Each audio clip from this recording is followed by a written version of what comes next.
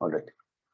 Now, coming back to the principles. So, from PMI and from Agile, we have 12 principles of project management. Whereas in Lean and in Prince 2, we have 7 principles each. All right. Now, these principles that we are talking about, what PMI talks about, is the base of project management. If we can ensure that we understand these principles properly, we will be able to manage our projects much more efficiently. So, what are these principles? Let us take a look. First is from the leadership aspect, being a diligent, respectful, and caring steward. Okay. What is stewardship? Stewardship or being a steward talks about promoting well being for each person within an organization. One of many ways to promote this well being is to ensure that each individual is generally happy in his or her working environment. Stewardship talks about integrity, providing the care or showing the care to your team members, creating a trustful environment, being compliant, and following the code of ethics that PMI talks about. Okay. Our second principle is creating a collaborative team environment. Because if the team environment is collaborative, and is transparent, you will be able to manage and execute projects in a much better way. What is collaboration? Team collaboration is a communication and project management approach that emphasizes teamwork, innovative thinking, and equal participation to achieve the objectives. Okay. The goal is to complete the project efficiently using collaboration, to become a better part of the corporate culture that we are operating in, and using the technology to take help wherever required. From a collaboration perspective, these are the tools and artifacts that we can use, but we will take a look at these items, at these tools and artifacts in the knowledge areas as well. Okay, and we will discuss it at a later point in time in depth. So tools and artifacts such as the team charter, just like a project charter, we also have something called a team charter, the document repository, the instant messaging, the brainstorming sessions, or the meetings that we conduct. Right? There is, I would assume that there is not much explanation or elaboration required in these principles. They are just principles that you should be aware of, that you should be cognizant about, and follow them through. Okay. There can be questions in your certification examination based on these principles saying which particular principle talks about what, or what are the principles which are outlined by PMI among the given options. So out of these 12 principles, they might give one principle and the rest of the 4 principal options might be completely different. So you just have to be aware and remember these principles. Okay, that is what the idea behind this is. The third principle talks about effectively engaging the stakeholders. Now, who is a stakeholder? Anyone who can or can perceive to be affected or can be affected by the project is considered to be a stakeholder. So not only people who can be affected or who can impact the outcome of your project, but also people or entity who can perceive to be impacted or affected or can impact your project's outcome will be considered your stakeholder. Okay, just like the example I was using of laying down a gas pipeline. If it is going through a residential community, The residents will also become your stakeholders, because somehow or somewhere they might get impacted by the digging that will be done for laying down of the gas pipeline, if it is an underground gas pipeline, right?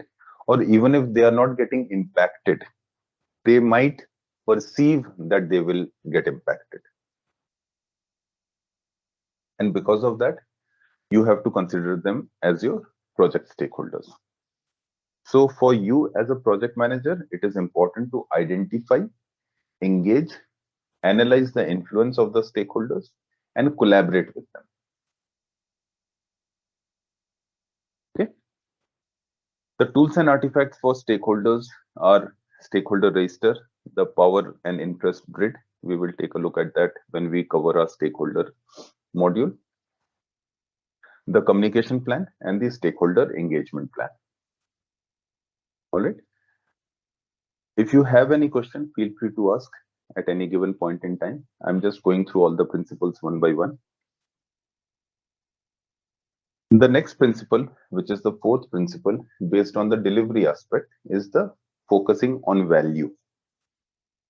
Like one of you said, one of the most important aspects is focusing on the end result, right? So essentially, we are talking about focusing on the value in that case. So what is a value? A value is a worth, usefulness, or importance of a deliverable, or the outcome of the benefit from that deliverable that the end user or the customer will achieve, will gain, right? So these values can be related to financial, the finance, the opportunity, the impact, or the social benefit. Even social causes, I mean, there are projects that we do based on social causes. So it can also be one of that aspects. All right. Now, tools and artifacts for value can be business case, the business value, or the story points if we are talking about a agile project. Then the fifth principle is recognizing and evaluating as well as responding to the system interactions. This is a principle based on the big picture aspect.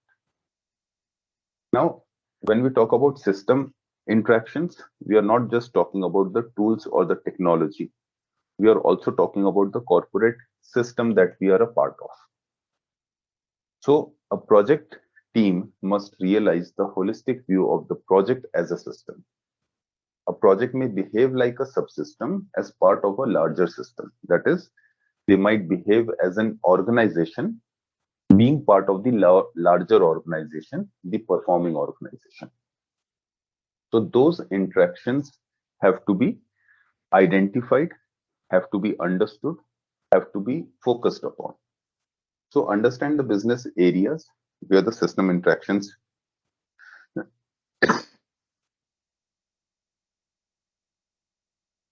sorry about that. So we have to understand the system interactions from a business domain or business area point of view. The focusing on the bigger picture is also important. Challenging the assumptions is important when you're interacting with the system. Why challenging the assumptions is important, or what are assumptions? Assumptions are basically something that we make whenever we execute a project. We take certain considerations into picture, and based on those considerations, we assume that a project is going to be completed within this particular time, or within this particular budget, or within this particular scope. So these assumptions are made, but at the same time, as a project manager, you should be able to challenge those assumptions to verify how accurate or how realistic those assumptions are. And at the same time, if required, you can seek external reviews as well. From a tools and artifacts point of view, we have system thinking or design thinking, the cross training, as well as the shared understanding that we can have with the larger organization. All right. Our next principle is the demonstrating leadership behaviors, which is again coming back to the leadership aspect. What is leadership? Leadership ensures positive outcome of the project. Also, leadership is not just limited to only project manager, but your development lead or your architects might also be the leaders, or the project sponsors can also be the leaders in a project. Okay, so for a leader it is important to adapt to the situation, to exhibit energy and integrity and ethics, to be able to provide directive action during chaos, to manage conflicts if in case, and to keep an eye on the vision of the business or of the organization. Now, from a tools and artifacts point of view, we have servant leadership. This is a leadership style that is very prevalent in iterative approach.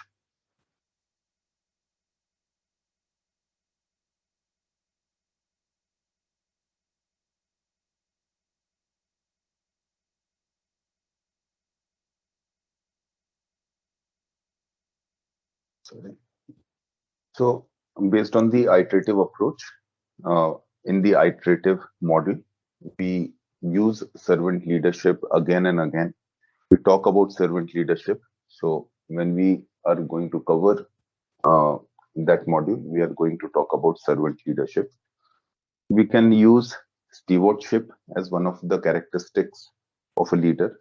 We can again use or employ team charter as one of the tools and artifacts, and we can take a look or take into consideration the various leadership styles that we have. All right, again, leadership styles we are going to cover in the upcoming modules. Now, our next principle is tailoring based on context. This is a principle based on the delivery aspect. Now, PMI talks about, or PMI says that we are providing you the template for project management. We are providing you guardrails for the project management. Within those guardrails, how you manage a project, how you deliver a project is up to you as a project manager. We are not saying anything which is hard and fast to be followed. We are just giving you principles. We are just giving you guidelines, right? So as a project manager, you have the authority and freedom of managing your projects and following certain processes or not following certain processes based on the context of your project. Okay. Tailoring is basically selecting the relevant processes, policies, or standard for the project based on the context of the project or of the organization. Keeping in mind that every project is unique, the methodology we are going to use, the standards we are going to use, as well as the procedures that we might be employing. From a tools and artifacts point of view, we can use our PMIS tools. What are PMIS tools? These are the project management information system tools, just like Microsoft Project or Jira, right? Or we can also use our agile tracking tools such as the Kanban boards or again Jira or Confluence. All right. Next is our 8th principle, which talks about building quality into the processes and deliverables from a quality aspect. What is quality? Quality could simply mean meeting the intended purpose of the project. It may also include fit for use verification. So it talks about conformity with the intended use or intended objective, the reliability in terms of how long the solution is going to be useful, the performance of the solution, it should be as close to 100% as possible, and the resilience in terms of if in case there is a failure, how quickly that solution, that result, that service or that product can come back and bounce back into action. Okay, from a tools and artifacts perspective for quality, we have matrix, quality assurance, quality control, quality management plan, and variance analysis. These are all tools and techniques or artifacts that we can use in quality management. All right. Our next principle is about navigating the complexity from a risk perspective, from a risk aspect. Complexity is basically the sum total or a combination of all of these below factors. You know, the items or the areas which makes a project complex. It can be the number of subsystems we are using, the dependencies or uncertainties which we have identified, or for that matter, not identified for a project, and the ambiguities that can come into play.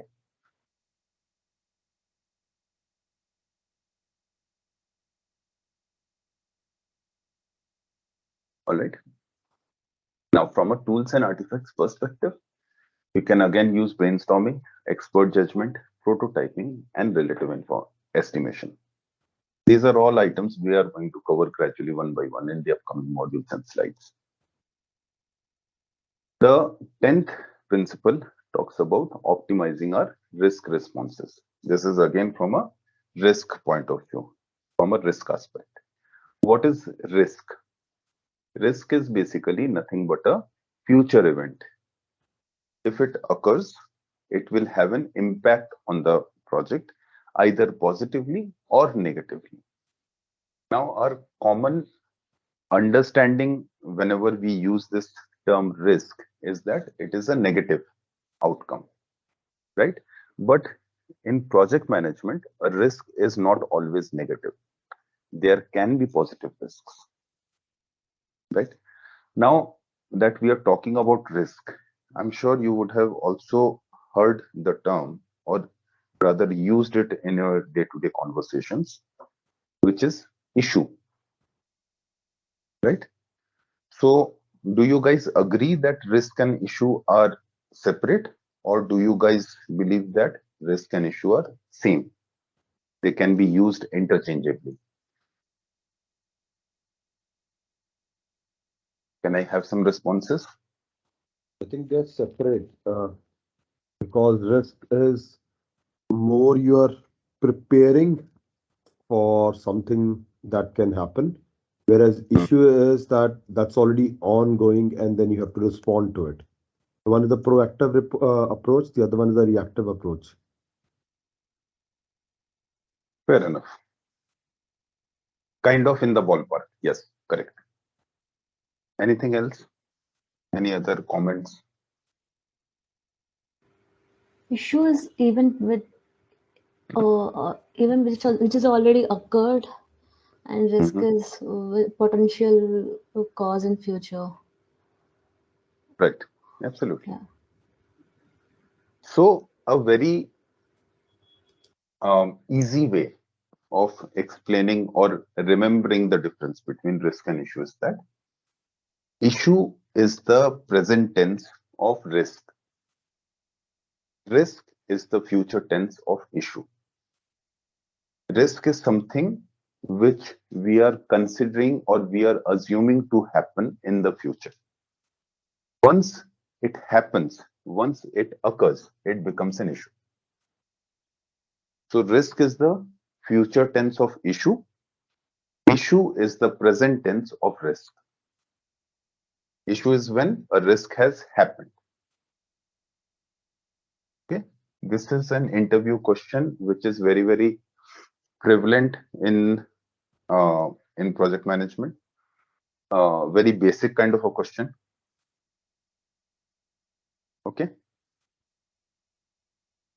so it is important for you to understand this. All right.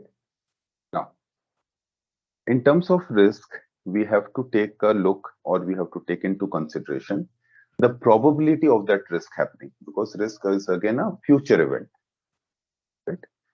The impact that it will have on the project if in case it occurs. Then the risk appetite of the stakeholders, that is how much risk they can absorb. or they can accommodate, plus the risk threshold. To what extent the risk will be manageable if it occurs. All right. So from a risks, tools and artifacts point of view, we have qualitative analysis and quantitative analysis. We have a risk burn down. If in case towards the starting of the project, we have identified 10 risks, and as we move forward with the project, those 10 risks have reduced. Some of them might have occurred, some of them were avoided, some of them were never occurred, some of them were transferred, some of them were escalated. Okay, depending on the type of risk and the kind of response we have chosen to provide that risk, we will be able to reduce the number of or count of risks that are there associated with the project. So as we move forward, the number of risks will keep on coming down. Though it is absolutely possible that the risks might keep on going up. As we move forward with the project, we keep on identifying new risks. Right?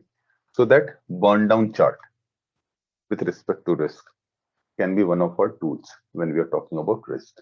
Then the risk management plan, which is essentially the whole risk management module and what we do under that particular risk management is what the risk management plan talks about.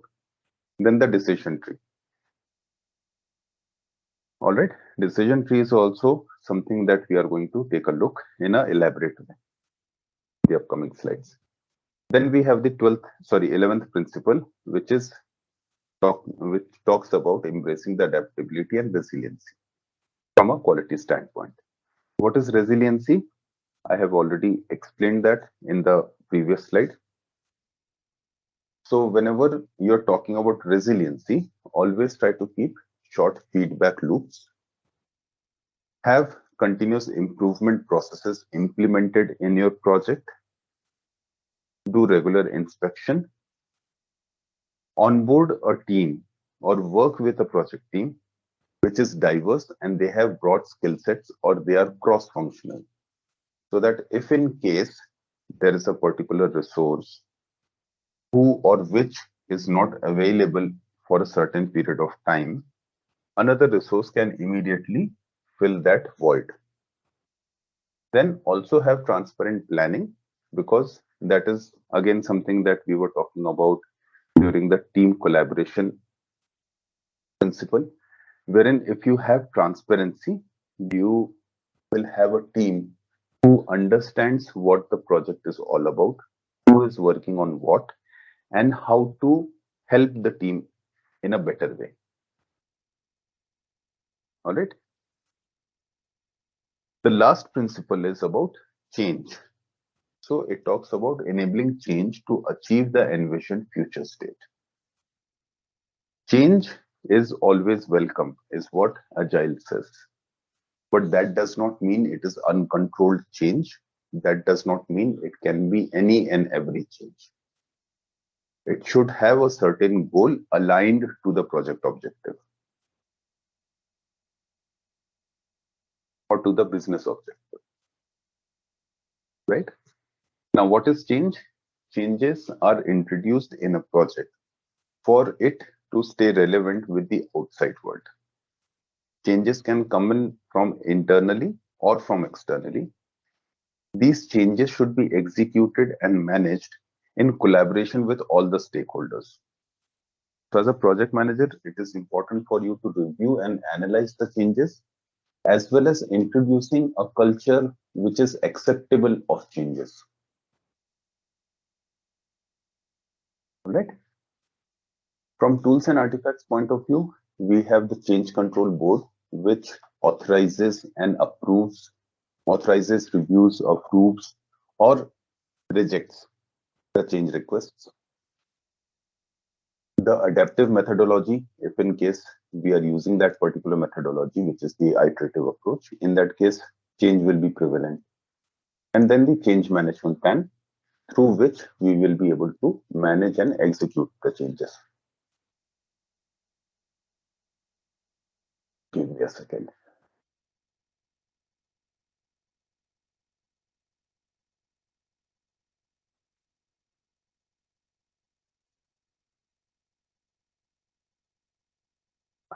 Sorry about that.